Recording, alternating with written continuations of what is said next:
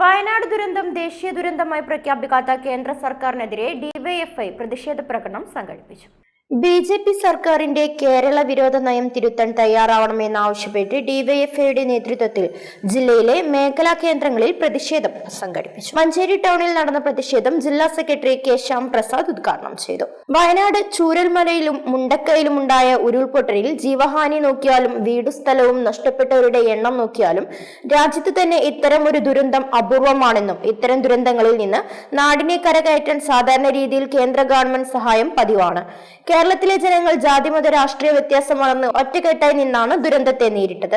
ദുരന്തബാധിതരെ പഴയ ജീവിതത്തിലേക്ക് തിരികെ കൊണ്ടുവരാൻ ഇനിയും സഹായങ്ങൾ ലഭ്യമാവേണ്ടതുണ്ടെന്നും അഭിപ്രായപ്പെട്ടു. ദേശീയ ദുരന്തമായി പ്രഖ്യാപിച്ച് കേരളത്തിന് അർഹമായ സഹായങ്ങൾ നൽകാത്തത് കേരളത്തോടുള്ള രാഷ്ട്രീയ വിരോധം കണ്ടാണെന്നും കേരളത്തിലെ കേന്ദ്രമന്ത്രിമാർക്ക് ഇത് സംബന്ധിച്ച് എന്താണ് പറയാനുള്ളതെന്നും അവർ കൂട്ടിച്ചേർത്തു. മേഖലാ സെക്രട്ടറി റോഷിദ് കുന്നത്ത്, അഫ്സൽ റഹ്മാൻ, സുഹൈൽ എന്നിവർ സംസാരിച്ചു. News bureau, Manjeri.